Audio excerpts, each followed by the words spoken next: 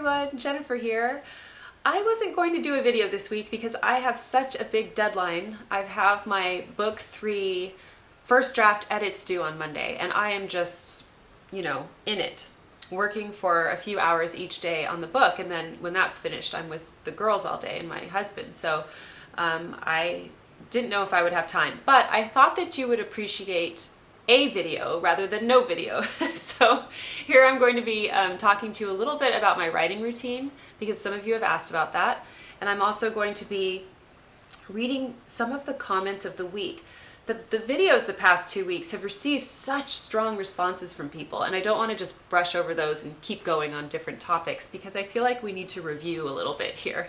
Okay, so some of you have asked about my writing routine and my morning routine, and when I'm working on a book, I generally devote at least 1 hour a day to working on the book.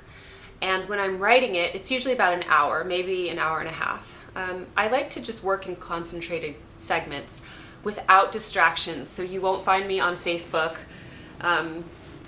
You won't find me tweeting things or whatever. I am focused. So I sit down.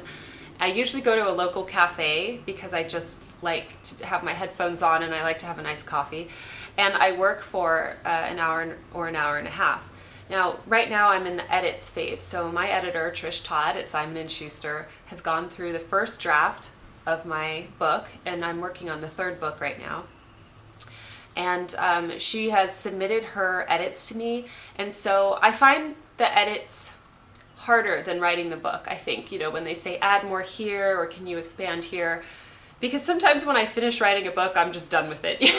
I'm ready to move on to the next thing, but you have to go back and you have to revise and everything like that. So I'm in that phase right now, and right now I'm working 2 or 3 hours a day to try to meet this deadline that I have on Monday.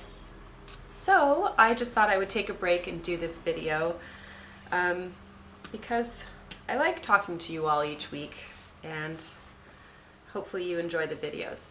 Today, I just wanted to review some of the comments that I received for the past 2 weeks.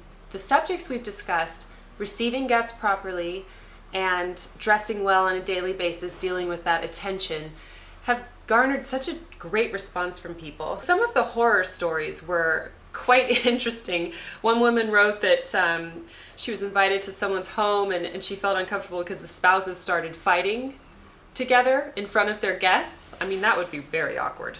That is a big no-no. Many people said that they had not been offered food or drink at all, even when they'd been there as long as 4 hours with someone. And you just hear that and you think, what are these hosts thinking? Like, don't they need some water too during 4 hours? I mean, it's just crazy. A lot of people said they go over to people's homes and they have a host who keeps apologizing for everything and it makes them uncomfortable. Or they said that they're the host that apologizes for everything. So we can learn so much from these horror stories, right? Because it's easy to look at it from the perspective of a guest, but maybe we do some of these things when we are hosts. Maybe during a stressful moment you put your husband down, or you just say something ungracious, or perhaps you forget, you get so excited and caught up with seeing people that you forget to offer them something to drink, or you apologize because you feel self-conscious. So these are things that, while they sound horrifying to us, maybe we have done them in the past, and I think I'm probably guilty of a few of those things myself. So I really enjoyed this comment from Elisa on Facebook, who wrote, "My first party as a newlywed was almost my last. Too much food, awkward seating arrangements. I felt like no one talked. Still trying to get over the trauma and relax into entertaining. What's the saying? Don't let perfect be the enemy of good." I love that saying.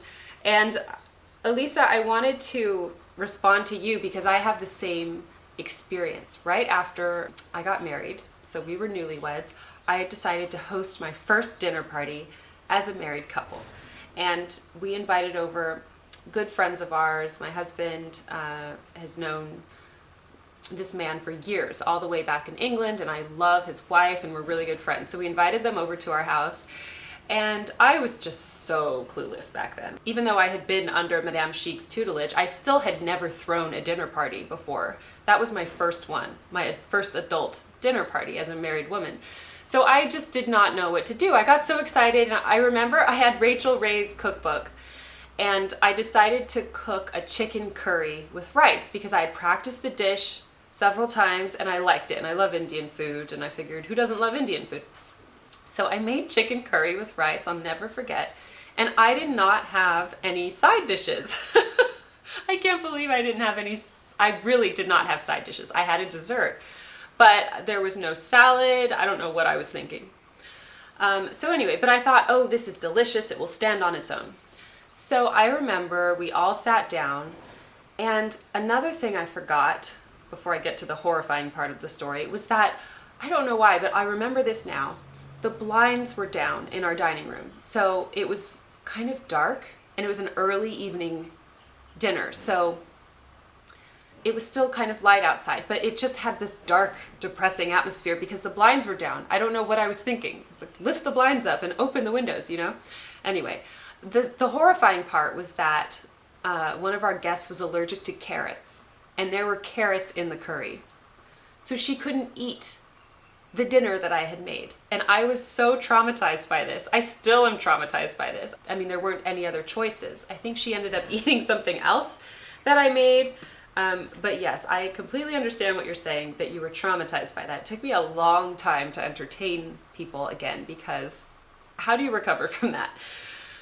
But mostly, you know, if you have good friends coming over, they understand. And she completely understood.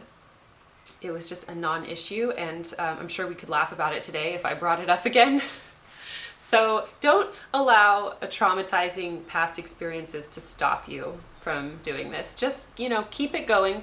I'm sure Madame Chic wasn't perfect the first time that she hosted a dinner party. I'm sure she made a lot of mistakes, and clearly she did not let that stop her, because she hosted at least one dinner party a week, pretty much. Okay, so there's that. Now, on the last week's post on dressing well on a daily basis and the attention that comes from that, wow, what a response. I mean, hundreds of comments are coming in. And I am overwhelmed. All of them could be the comment of the week.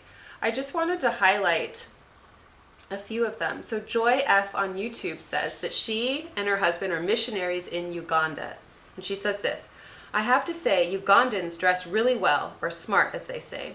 It doesn't matter your social standing. I have seen men emerge from mud huts wearing a full suit and impeccable shoes, even in muddy conditions. I have seen women maneuver bumpy dirt roads in beautiful heels. They take their appearance very seriously. Flip-flops are relegated to the washroom for use during showers, and holey jeans would never be seen. It's like a gift they give to the world to dress beautifully. My Ugandan friends have inspired me to dress well every single day. I love that. I think that was the comment of the week for that topic. So many people think, and I always get this on the YouTube channel, oh, well, I don't have the money to dress well, or, you know, Jennifer, have expensive clothes and I can't do that. It has nothing to do with money. Truly, dressing well has nothing to do with money. And just as Joy is highlighting here, she's saying these men are emerging from mud huts wearing full suits. Okay, clearly they're not down at Armani in Beverly Hills getting dressed, but they have found a suit, and you can find things at thrift stores. You can find beautiful clothes anywhere you look. And it's just a matter of committing to dressing your best and to not making excuses for not doing so. And it's simply a matter of pushing yourself. So I had another one, and I'm not going to say her name because I want to keep this anonymous, but a woman who said she lived in rural Australia, and she admitted to being a sloppy dresser. And she said, until now, I never put together that my sloppy dressing, messy hair, and lack of makeup directly affects my self-esteem. She has low moods, lack of enthusiasm for her day, and general sloppiness throughout her day-to-day life. So I felt so encouraged because she said at the end, after reading your article, I see that you're right. I see what you're saying. You have inspired me to get back my self-esteem and zest for life. The first step, getting off the couch, taking a shower, and dressing nicely today. And then she writes, I'm so nervous though. I wonder why the thought of this makes me almost sick with anxiety. Wow, yes, something as simple as choosing to dress well, choosing to present yourself well, can make you feel sick to your stomach because it can be scary. What are people going to think of me? You know, you're just worrying about that. And but it's also quite exciting too. It's deciding to change your life, and it's not a superficial thing. It's not, oh, a vanity thing. Oh, I want to look good today. It's not that. It's so much more. As this reader said, you know, she says that her dress affects everything from her self-esteem to her mood. It is a big deal. Okay, that is it for this week. I'm going to go back to working on my book 3 edits. I hope you enjoyed this video, and please continue the dialogue below. Let us know what you think. What do you think about that wonderful comment from Joy, who lived in Uganda? Dressing well is not about money. It's about respect. I think we can close on that thought. Thanks again for joining me, and I look forward to seeing you next time on the Daily Connoisseur. Bye!